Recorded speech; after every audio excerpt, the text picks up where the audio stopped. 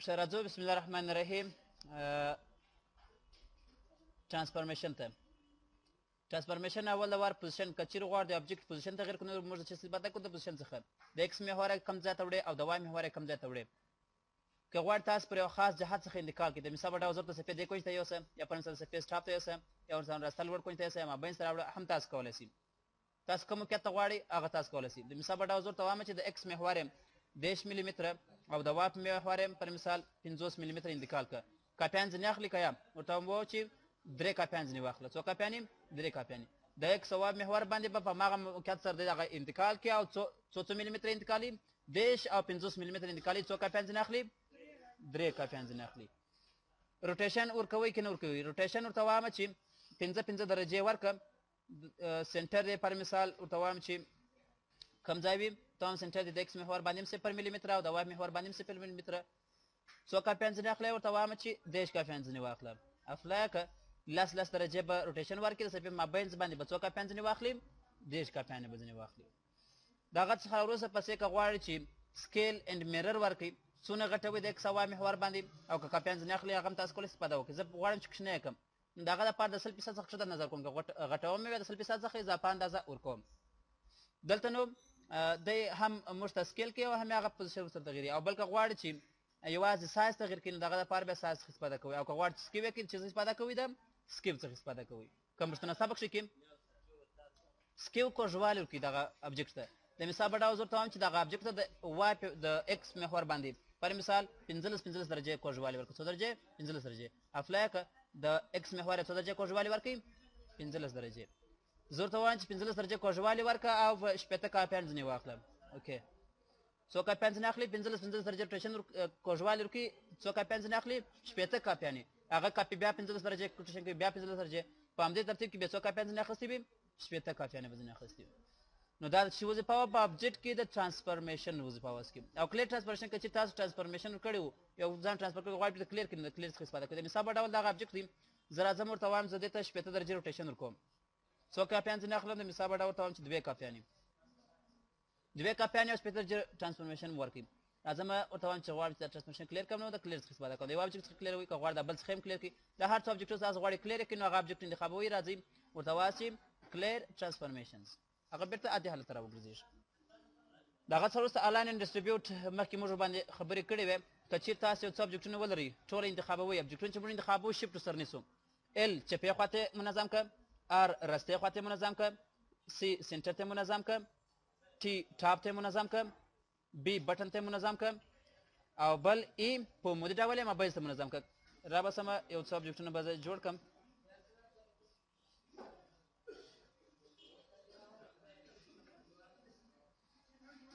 دغه څو پولیګانونه دي.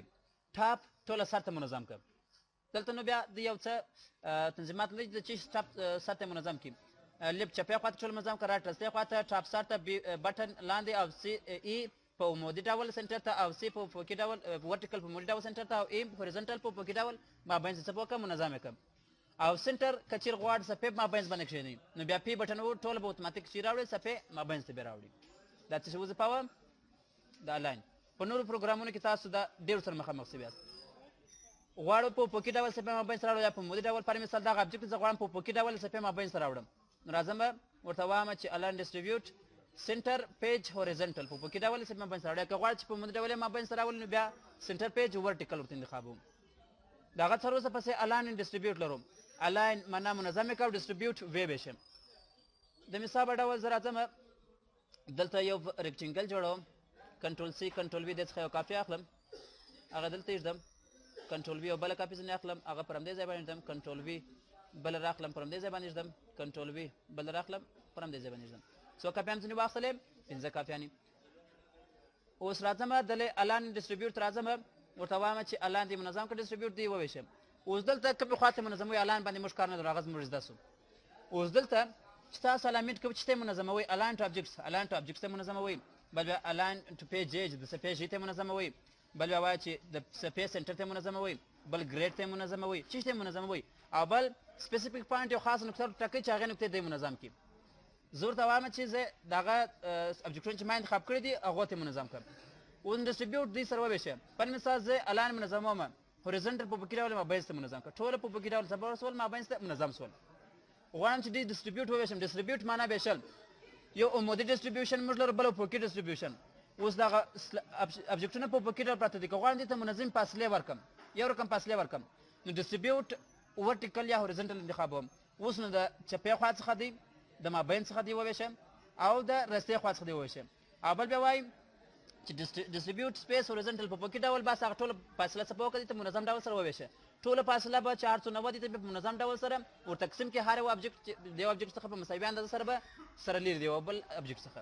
او که غواړئ چې په مدې ډول وویشي دغه دپاره به تاسو ورټیکل څه شي انتخابوئ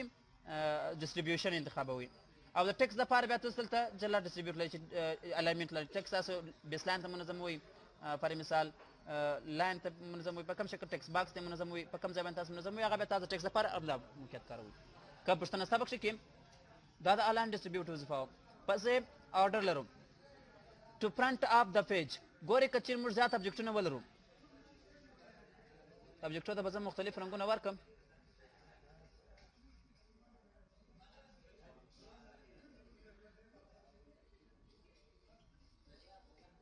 ګورئ موږ ډېر زیات ابجکټونه لرو اوس ګورئ تاسو ته متوجه است دغه نارنجي شیپ چې د ټولو څخه شاته دی دلته په آرډر کې راځو زه ورته وایم ټو فرنټ اف د پیج کنټرول هوم بټن یې شرکټ دی یعنې د صفحې و مخ ته یې راوړی د ټولو ابجکټو څخه رامخته کړم او کنټرول ان ټو بیک اپ د پیج د ټولو صفحې څخه څه وکړه شاته یې کړم ټو بیک اپ د پیج صفحې شاته یې راوله ټو فرنټ اپ د پیج د صفحې مخ ته یې راوله ټو فرنټ اپ د پیج او بل ټو بیک اپ پیج کنټرول اند د بیک اپ شرکټ دی کنټرول هوم د څه شي شرکټ دی ټو فرنټ کنټرول هوم او کنټرول اند د دې دواړو شارټکټونه دي د هغه څخه راوروسته پسې په آرډر کې وایي ټو فرنټ اپ لایر که چېرې موږ لایرونه کنټرول پیج اپ کنټرول پیج ډاون شارټکټ دی کنټرول پیج اپ مخ ته راوله یو لایر رالوړ کړه پیج ډاون کرا کرا یو لایر څه پکو شاته بیایم کنټرول پیج اپ مخ ته راولي او کنټرول پیج ډاون یې شاته بیایي یا فرنټ اپ لایر مخ ته راوړه او ټو بیک اپ لایر شاته راوړه او فارورډ 1 یو ابجکټ را مخ ته کړم او بیک 1 یو ابجکټ څه وکړم شاته کړم ان فرنټ اپ یو خاص ابجکټ ته په نښه کوئ چې د پلانکي ابجکټ څخه را مخ ته کړم پر مثال زه ورته وایم چې دغه سره ابجکټ څخه را مخ ته کړه پر هغه ابجکټ باندې کلیک کوم ګوره دغه ابجکټ څخه به را مخ ته سي ان فرنټ اپ یو خاص ابجکټ ته په نښه کوئ چې د دغه ابجکټ څخه را مخ ته کړي او ټو بیک بیهایند د یوه خاص ابجکټ څخه شاته کوئ ورته وایم چې دغه اسماني شنه ابجکټ څخه شاته کړه دغه ابجکټ څخه به شاته سي هر ابجکټ تاسو ته په نښه کوي او بل بیا ریورس لرو ریورس معنا سرچپه کول دغه تبدیلول اوس ګور دا نارنجي ابجکټ د ټول څخه لاندې دی خو دغه بانجاني ابجکټ د ټول څخه مخکې دی دواړه انتخابوم دواړه مې انتخاب کړه ریورس دی سرچپه کړه بانجاني ابجکټ د ټول څخه لاندې کړه هغه بل د ځای ته راوله دې دواړه ځای سبا څه تبدیل کړم نو دغه دپاره موږ څه استفاده کوو د ریورس څخه ریورس آرډر دواړه ابجکټونه مې انتخاب ګوره بانجاني ابجکټ لاندې کړه او دا ابجکټ څه کوي را مخته کوي د هغه څخه وروسته کمباین موږ ویلي وو که غواړو چې څو شیپونه سره ګډ کړو سره یو ځای کړو نو موږ استفاده کوو د کمباین څخه دغه دوه شیپونه یو نارنجي او بل څه وکړل سره کمباین سره ګډ مو کړل او بل بریک اپارټ که غواړو چې بیرته جلا کړو نو چې استفاده کوو د بریک اپارټ څخه استفاده کوو دواړه ابجکټونه بیرته څه وکړل سره جلا مو کړل او ګروپ که غواړو چې دواړه سره ګروپ کړو چې استفاده کوو د ګروپ څخه پر مثال دا ابجکټونه سره ګروپ کړل دوه نور ابجکټونه انتخابوم دا مې څه وکړل ګروپ مې کړل او څو ګروپه موږ لرو دوه یا دلته راځي ګروپ انتخابو یا په ابجکټ منیو کې تاسو راځي ګروپ ابجکټ انتخاب کنټرول جے شرکټ دی بل بیا ان ګروپ ابجکټ لرو یو ان ګروپ ابجکټ لرو او ان ګروپ آل لرو چې دواړه څه وظیفه اجرا کوي ګورئ دې دواړه یو ګروپ دی که نه دی زه به دغه ګروپونه دواړه بیا انتخابوم بیا ګروپوم ګورم یو پلا خو دوه ګروپونه موږ درلود هغه دواړه ګروپونه بیا ګروپ کړل چې دریم ګروپ ځینې جوړ شو اوس دلته ان ګروپ اخري وار چې هر ګروپ موږ جوړ کړی وي هغه یوازې د ان ګروپ کړه ان ګروپ اخري چې موږ هر ګروپ جوړ کړی وي هغه څه به وکړه ان ګروپ یې کړه ګوره یوازې هغه اخري ګروپ یې څه به وکړي له منځه یې وړي بل بیا ان ګروپ آل لرو ټوله ان ګروپ که هر څو ګروپونه چې موږ دلته درلود به انتخاب شوی ساکي چې هر څو ګروپونه موږ ټول ان ګروپ کړه اوس ګوره ټوله به هر یو جلا جلا هغه ګروپونه به ټوله مات کړي سر مو خلاصو ان ګروپ آل ټوله ان ګروپ کا ان ګروپ یوازې هغه ابجکټ چې موږ ګروپ کړی هغه له منځه ایسته او دغه څخه وروسته پسې لاک لرو اخري لاک په واسطه تاسو هغه وخت لاک استعمالوئ کله چې تاسو یو ابجکټ جوړ کړئ ټوله کار اخلاص کړئ نور هغه نه استفاده کوئ نو تاسو استفاده کوئ د لاک څخه اوس د لاک ګټه څه ده ګورئ زه دغه مستطیل نه استفاده کوم زه چې پر دې صفحه باندې کار نه کوم اکثر وخت زما پام نه وي هغه مستطیل زه انتقال کړم نو لاک دغه ابجکټ کول کړه چې د ټرانسفر یا د تغیرېدو څخه مخه ونیول شي نو د هغه دپاره ځم لاک آبجکټ د آبجکټ څپو که لاګ یې کړم اوس ګوره د آبجکټ نور لاک سو تاسې هېڅ کله نسي کولی دغه آبجکټ څپو کوي دی به داسې خو به انتقال کوي یا رنګ تغیر کوي یا نور تغیرات پکښې راولي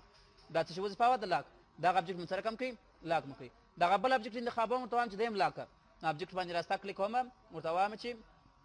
لاک آبجکټ د آبجکټ هم څه پوه سو لاک سو تاسو نسي کولی چې نور د آبجکټ انتقال که غواړئ چې انلاک یې کوئ نو د هغه لپاره ځئ لاک ته ورته وایم چې انلاک آل آبجکټ هر څو آبجکټونه چې ما لاک کړي ټول ایسته کړه او که مشخص ایسته کوئ پر هغه مشخص باندې راسته کلیک کوئ او چې شي ورته انتخابوئ انلاک انتخابوئ دی انلاک سو خو دا بل بیا بیرته دغه غټ مستطیل بیا لاک دی او که غواړئ چې هغه انلاک کړي نو د هغه لپاره به تاسو ځئ لاک ته انلاک آل به وهئ او بیا پر هغه مستطیل باندې راسته کلیک کوئ او د لیفټ شي ورته انتخابوئ انلاک آبجکټ انتخابوئ کوم پوښتنه ستا بکښې کړي نو دا د څه وظیفه او د لاک او دغه سره شیپینګ موږ ټوله ویل دی ویل دی ټریم دی انټرسیکټ دی سمپلیفایر دی فرنٹ ماینس باک او باک ماینس فرنٹ باونډري او شیپینګ دا خو موږ ویل دی په دې کومه ستونزه نشته سبا د خیر بیا موږ تاسو کنورټ کرو باندې خبرې وکړو او پر کرو باندې به هغه څه درسونه چې موږ لرو هغه به وایو د نه فارم دومره بس